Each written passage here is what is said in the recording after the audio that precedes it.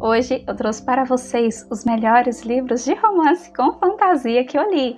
Então esses têm romance, viu gente? Tem fantasia e tem romance. Enfim, mais do que isso eu vou ranquear. Vou ranquear aqui do 13º, são 13 livros, né? Até o que ocupa a primeira posição, o melhor de todos. Então se você curte literatura, indicação de livros, já se inscreve no nosso canal e curte esse vídeo, porque é isso que você encontra aqui. Sem mais delongas, vamos às nossas melhores romantasias. 13ª posição, nós temos De Sangue Cinzas, da Jennifer L. Armentrout. Esse livro, ele é um bom entretenimento, ele tem elementos de fantasia ali, outras criaturas, né? Temos os Atlantes, temos outros seres ali também que eu não sei nomear. Enfim, já tem um tempo que eu li esse livro, mas ele tem elementos de fantasia e tem romance, extremamente sensual e picante. Pensa num livro que pega fogo. Não li os demais livros da série. Talvez vou ler, talvez não, são muitos. Eu acredito que tem mais 4 ou 5 livros, enfim. Mas eu não li e por enquanto vai ficar pausado. Se um dia eu resolver adquirir as outras obras, com toda certeza eu vou ler. Mas até esse dia chegar, eu tenho outras leituras que eu quero realizar e outros livros melhores. Vamos agora para a 12ª posição. Compondo a série Deuses do Egito, nós temos o livro Despertar do Príncipe, da Colleen Hooke. Então, salvo me engano, temos mais 2 livros e uma novela que compõem essa série. É muito legal, os elementos, a mitologia, as lendas do Egito, esses príncipes que vão despertando, que nós temos um primeiro príncipe ali que desperta no primeiro livro, mas a série segue. Já tem bastante tempo que eu li, gostei bastante de realizar essa leitura na época. Confesso que o primeiro livro me chamou mais atenção do que os outros. Então, dentre eles, eu vou ranquear aqui, o melhor é o primeiro livro e depois o terceiro. O segundo livro, ele deu uma caidinha no meu ponto de vista. Mas enfim, temos romance, temos uma protagonista humana e temos um príncipe místico do Egito que vai ali deixar as coisas bem interessantes. A 11ª posição, nós temos o livro Imperium, As Crônicas de Júpiter, da Patrícia Criado. Gente, autora nacional, e ela desenvolveu uma trama emocionante. Não é livro solo, ela tem uma novela depois desse livro e eu acho que ela vai desenvolver o livro 2, se já não desenvolveu, tem que conferir, dar uma stalkeadinha ali no Instagram dela. Mas em Império nós temos féricos, nós temos algo bem inspirado em Sarah J. Maas e funcionou. E ela foi um pouco mais criativa, ela não se ateu só aos féricos, ela criou outras raças ali, outras criaturas híbridas. E ficou muito legal, temos até uma quimera muito fofa. E o romance, gente, que romance lindo! Além de toda a fantasia, dessa parte de luta, de treinamento, enfim, que nós temos de batalhas, que nós temos em livros de fantasia, que é um dos pontos fortes para mim. Uma boa batalha, uma boa trama política, um bom desenvolvimento ali, unido ao romance, ganha meu coração. E eu chorei nesse livro, viu? Eu chorei. Começar que ela deixa a nossa protagonista de uma forma bem vulnerável no início da história, então a gente já se identifica com ela, já que colocar ela no colo ali desde o início. Império, As Crônicas de Júpiter, vai lá conferir a sinopse, que é bem legal, ao estilo Sarah J. Maas. Sendo assim, não poderiam faltar os parceiros, né? Aquela coisa de você nascer destinada a uma pessoa e essa pessoa sentir isso. Ai, gente, é muito lindo, muito bom.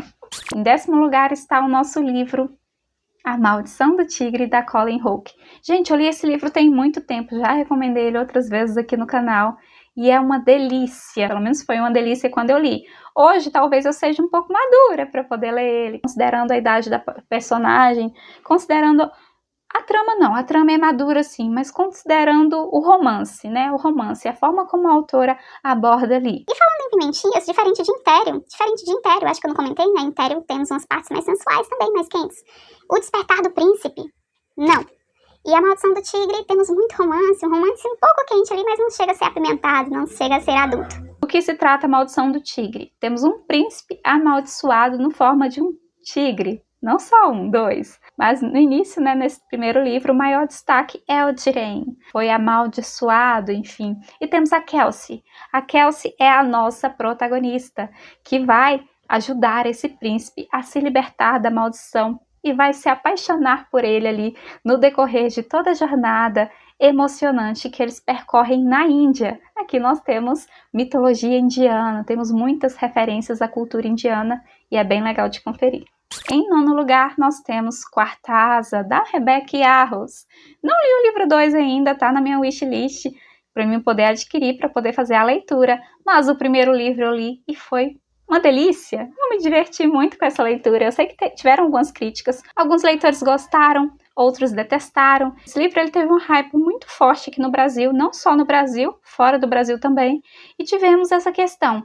Ai, eu amei esse livro. Ai, eu não gostei. Enfim, a trama é uma trama um pouco mais simples. Sim, mas nós temos elementos místicos, temos dragões, temos uma questão de parceria ali entre os dragões que é muito interessante. E temos os cavaleiros que montarão esses dragões. Gente, o primeiro livro não tem muita ação. Tem um pouquinho, não tem muita ação, não tem tanto perigo quanto talvez a gente comece a ler pensando que vai ser muito perigoso, mas temos algumas cenas de perigo sim. Eu achei um livro bem criativo que eu recomendo. A narrativa não é ruim, os personagens são bem desenvolvidos, temos uma trama, temos batalhas, temos ação. Não é muitas, mas temos romance, temos interação entre os personagens, temos criaturas. Enfim, para mim foi uma leitura bem satisfatória e está entre as melhores romantasias que eu li, ocupando a 9ª posição. Temos Enemy to Lovers também, aquele cão e gato que a gente ama. Por falar em Enemy to Lovers, O Sonho do Tigre. Ai, gente, esse livro eu me acabei de chorar. Ele é um grande livro, é uma grande trajetória de amor, de companheirismo, de amizade, de rivalidade, dessa questão de cão e gato, de eu te amo, mas eu te odeio e eu te amo demais e no fim eu não consigo viver sem você. O Sonho do Tigre, que também é da Colleen Hoo, que inclusive temos outros personagens em evidência. Não é o Jiren, é o irmão dele, o Kishan, e não é a Kelsey, é a jovem que se tornará, que já se tornou inclusive, a grande deusa Durga. E é muito lindo, muito lindo. Chorei horrores, chorei. E esse livro ele tem um espaço muito especial no meu coração. Pimentinhas não temos muitas, mas ele acaba sendo um livro mais maduro, mais adulto do que A Maldição do Tigre. Então temos um pouco mais de sensualidade, ouso dizer, dentro dessa trama. É uma trama linda, linda, emocionante. Temos muitas referências à cultura indiana também. Temos muitas referências às lendas deles. Recomendo demais a leitura desse livro para quem suporta chorar. Chorar muito. Outro queridinho que ocupa um espaço especial no meu coração é Feita de Fumaça e Osso, da Laini Taylor. Já falei desse livro aqui também, eu acho que já. Depois eu vou dar uma olhadinha, acho que já. Esse livro foi uma das melhores romantasias que eu li ali no início.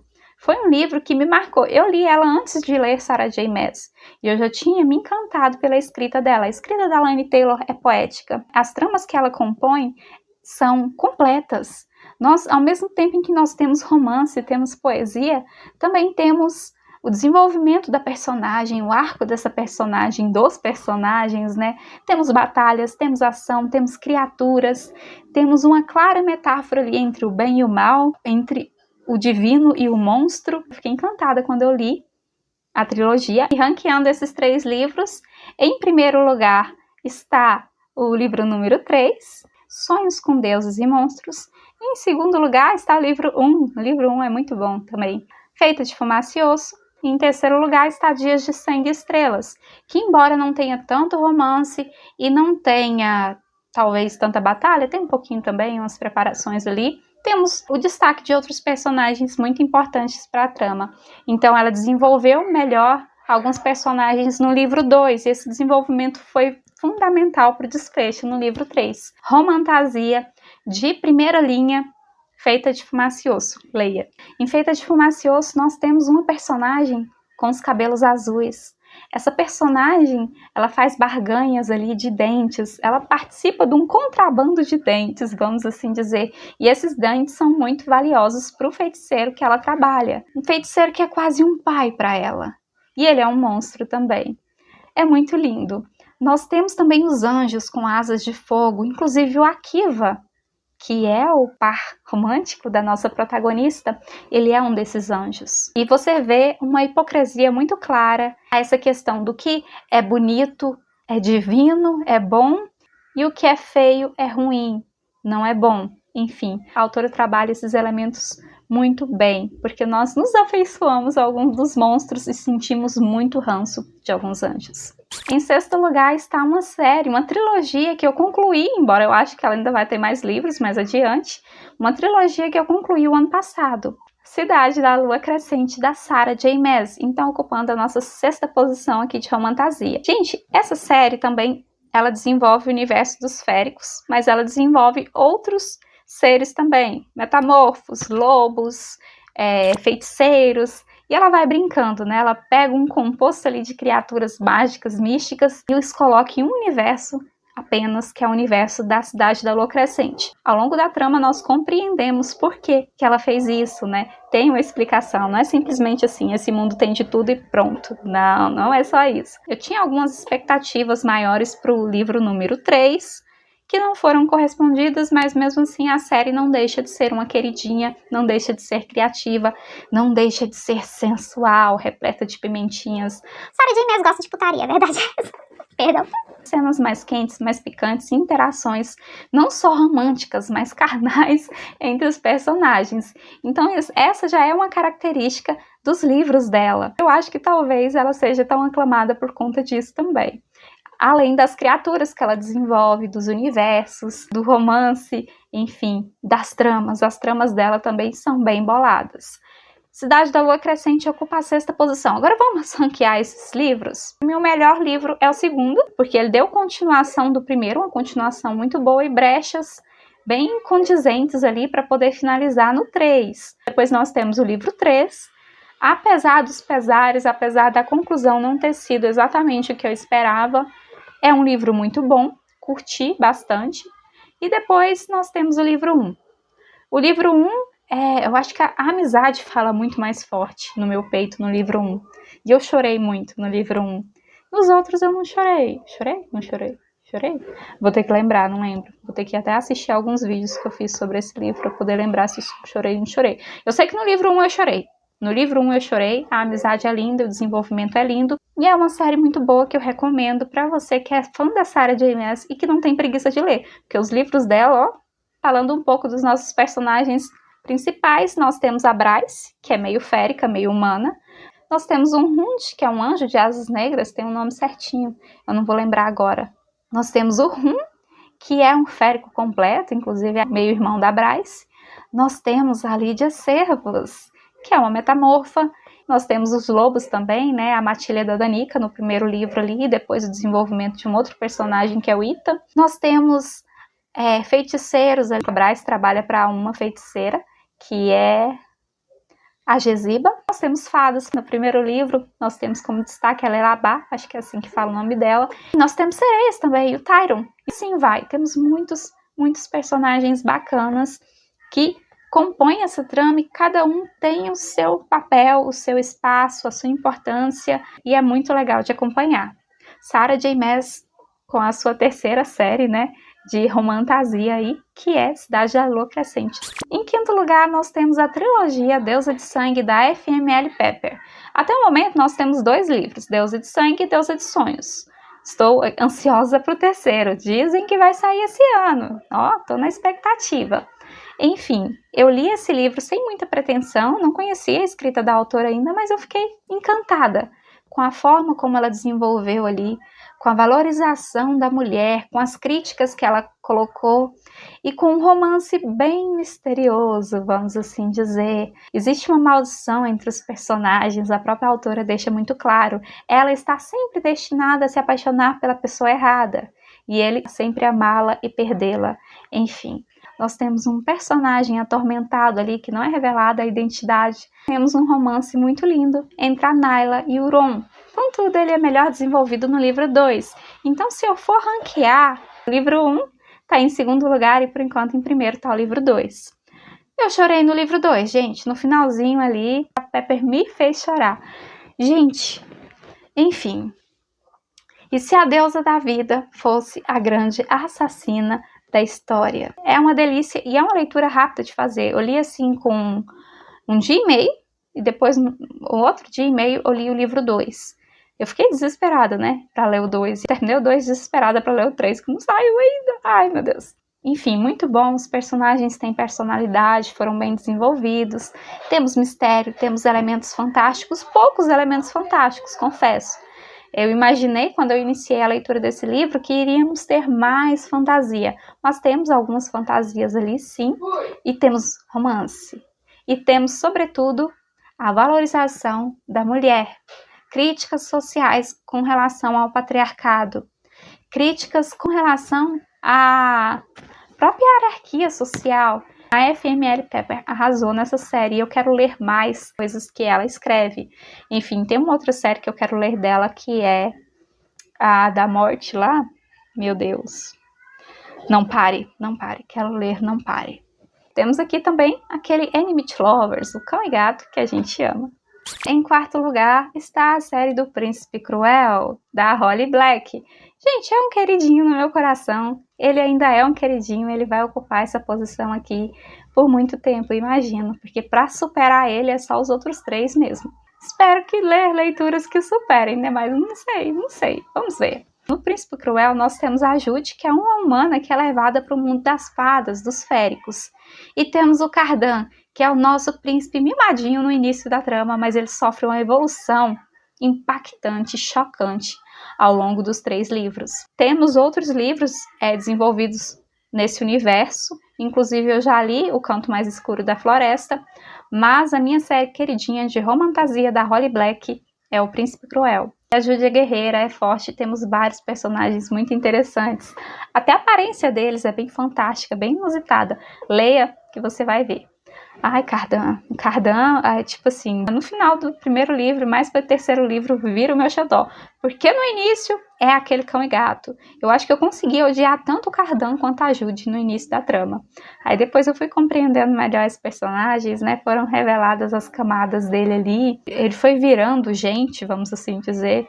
E aí é impossível não se encantar com a sensibilidade. Que ele é uma pessoa mais sensível que a Jude, acredite. Cardan tem mais sensibilidade que a Jude. No Príncipe Cruel nós temos um romance ali um pouco apimentado, mas de uma forma mais poética. A Holly Black, ela compôs ali cenas mais íntimas, assim, mais quentes entre os nossos personagens de uma forma muito poética, que ficou show de bola. Lindo demais. E temos muito cão e gato para quem gosta desse Eu Te Amo, Eu Te Odeio. Eu Te Amo, Eu Te Odeio. Enfim, o livro que ocupa a terceira posição foi uma leitura do ano passado. Gente, eu fiquei chocada, balanceada com esse livro. Eu fiquei assim, suspirando. Confesso que eu já li ele outra vez. O ano passado ainda, talvez esse ano eu vou ler outra vez. Que é o livro A Noiva, da Ali Hazelwood. Eu já tinha lido A Hipótese do Amor dela. Li A Noiva e depois li Amor Teoricamente. Sou apaixonada por esses 3 livros, mas A Noiva é muito sensual. É muito quente, mas também temos uma trama, temos a busca por uma amiga, temos outras questões políticas até, desenvolvidas ali de uma forma mais superficial, as políticas. Mas essa questão da valorização da amizade, da busca pela amiga, do preconceito, né, da discriminação entre raças, isso está bem presente no livro da Ali Hazelwood, A Noiva. E o romance entre os personagens, novamente, gente, temos parceiros que inclusive temos também em Cidade da Lua Crescente, né? Esqueci de mencionar isso. Essa questão de almas gêmeas, de você ser destinado, do teu sangue, o teu cheiro, você falar mais forte com o meu ser, com a minha calma, com o meu corpo, enfim. Essa atração, essa questão de você é minha. Temos Você é Minha em A Noiva, aquele plot que toda romântica de plantão ama. Foi uma leitura assim maravilhosa e está ocupando a terceira posição das melhores romantasias que eu li. Eu quero ver alguém tirar ele dessa posição. Em segundo lugar, temos para mim o melhor livro de fantasia que eu li. Embora no quesito romantasia, romance com fantasia, seja o segundo. Trono de Vidro. Sarah J. Maas. Sarah J. Maas, ela fez um rebuliço aí no mundo da fantasia, da romantasia, do romance com fantasia. Essa mulher é um gênio. E Trono de Vidro é a melhor série de fantasia que eu já li. É completa, temos tudo. Temos desenvolvimento de personagens, não é só uma não. Não é só a Eileen que tem destaque, o Rohan tem destaque, a Manon tem destaque, o Dorian tem destaque, enfim.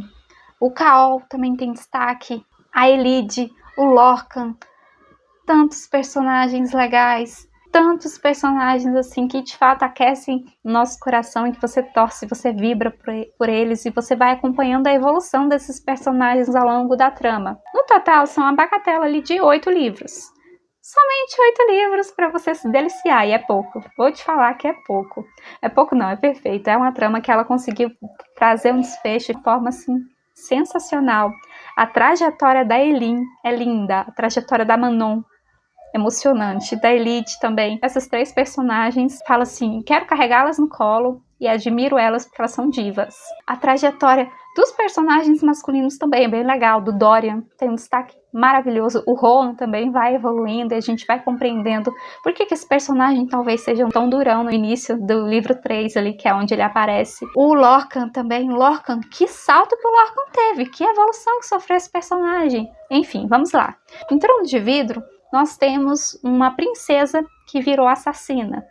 Essa princesa, o reino dela foi atacado quando ela era criancinha ainda, ela teve que fugir. E aí ela foi criada por um assassino. Ela é a Eileen.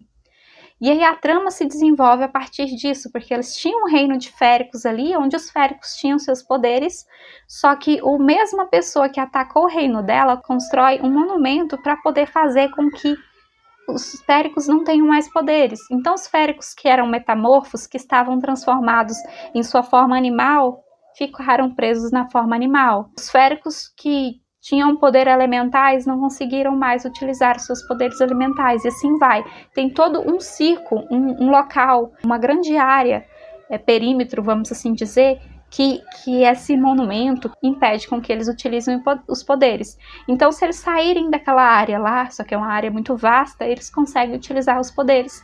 E é isso que acontece com a nossa personagem no livro 3. Enfim, temos vislumbres dos poderes dela no livro 2. Mas no 3, de fato, é onde ela vai explorar os seus poderes, junto do nosso príncipe gelado, nosso príncipe carrancudo, Rohan. Tem pessoas aqui que falam assim, sou muito mais o Sam do que o Rohan. Caô, Deus me livre, não, deixa o Caô lá com a menina lá que ele arrumou. O Rohan e a Eileen são o meu casal, assim, que eu levo pro coração. O Dorian e a Manon também, chipo demais.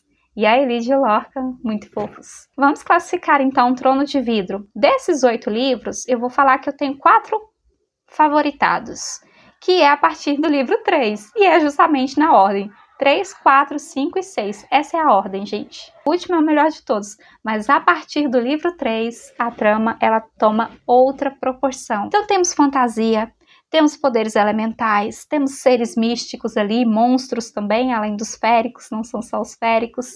Temos seres de outras dimensões fazendo maldades ali com a galera. E temos muita coisa.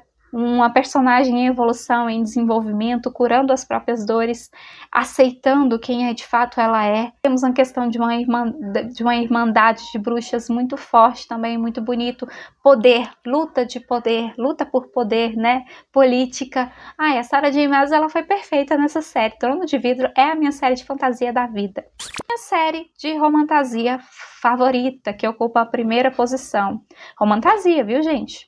Romantasia, por conta do romance que essa série ela está em primeira posição, que é ACOTAR, Corte de Espinhos e Rosas. Amo, sou apaixonada pela Feyre e pelo Rysante. Temos também lutas, temos batalhas, assim como Trono de Vidro.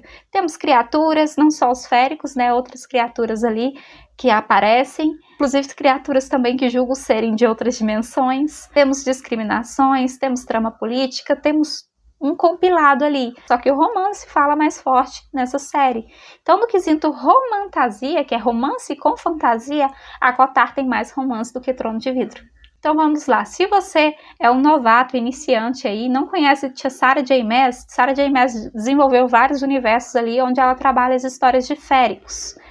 E humanos também, não só féricos, metamorfos e entre outras criaturas que ela abarcou mais ainda em Cidade da Lua Crescente. Mas voltando para ACOTAR, nós temos a Feyre. A Feyre, no início de Corte de Espinhos e Rosas, ela é humana, ela cresceu entre 2 irmãs e ela é caçadora, porque ela é responsável por trazer o alimento para casa, de ir para o inverno, para a floresta, enfim, caçar coelho, caçar lobo, caçar o bichinho que for para poder trazer carne para a família, porque senão aquele bando de inútil não come. E é exatamente isso. Nós temos uma referência muito clara à Bela e a Fera no primeiro livro, e depois isso se perde, vai embora, graças a Deus. E a Fairy acaba matando um férico que era metamorfo, que havia se transformado em lobo. E aí ela mata esse férico e come o férico, o bichinho virou alimento. Arranca a pele dele, enfim, ela nem imagina, né? Tadinho, morreu ali o férico que ela levou para a família dela comer. O que acontece? Ele pertence à corte primaveril. Lá em Acotar nós temos várias cortes, primaveril, invernal, outonal, noturna. Ai, temos várias cortes, temos mais. Se não me engano, são 7 cortes, são 7 grãos-senhores que comandam as suas cortes ali. E aí, o Tamlin, que é o responsável ali, o grão-senhor da corte primaveril, busca a Fairy e fala assim, não, você uma vida por uma vida, você matou um dos meus, agora você vai embora comigo.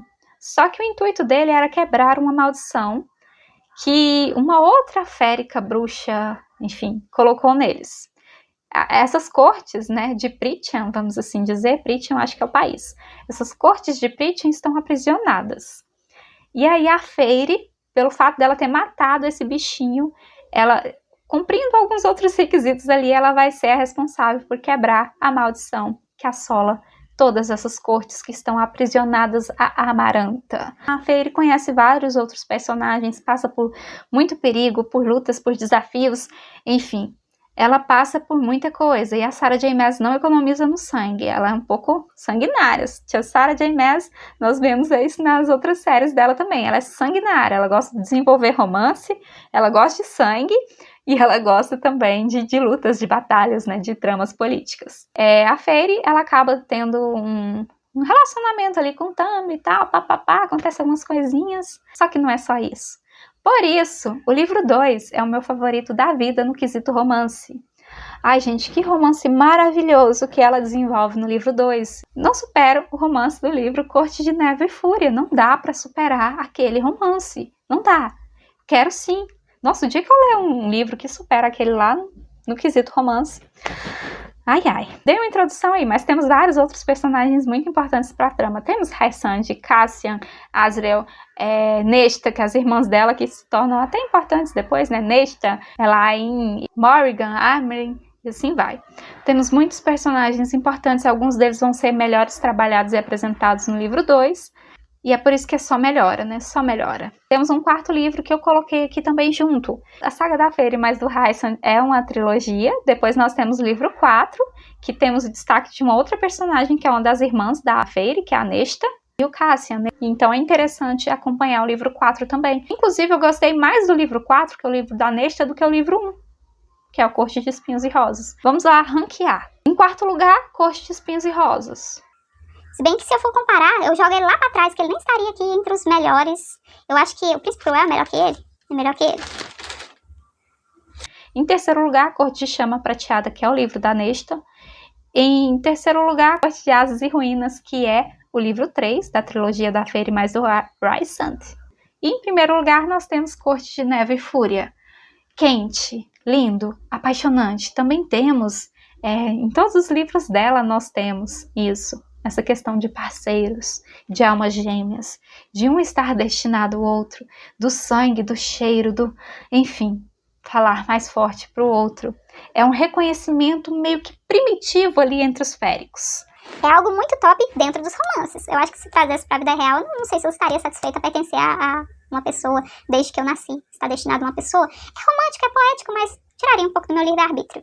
Mas nos romances funciona, principalmente nesses romances entre os féricos, porque eles têm essa parte mais primitiva, mais animalesca, vamos assim dizer, né?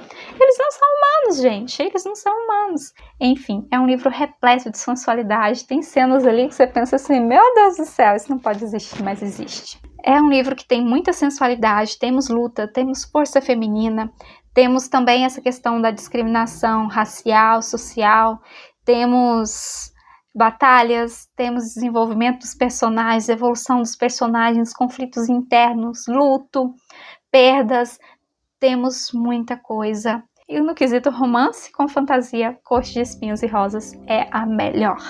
Leia, leia, leia, que você não vai se arrepender. Como eu já tinha dito antes, eu tenho mais livros de romantasia na minha estante, Mas eu trouxe aqui para vocês somente os melhores, né? Os 13 melhores livros de romantasia que eu já li. Então é isso, se inscreve nesse canal se você não é inscrito e curte esse vídeo. Fique com o meu muito obrigada. Abraço, super beijo, tchau, tchau.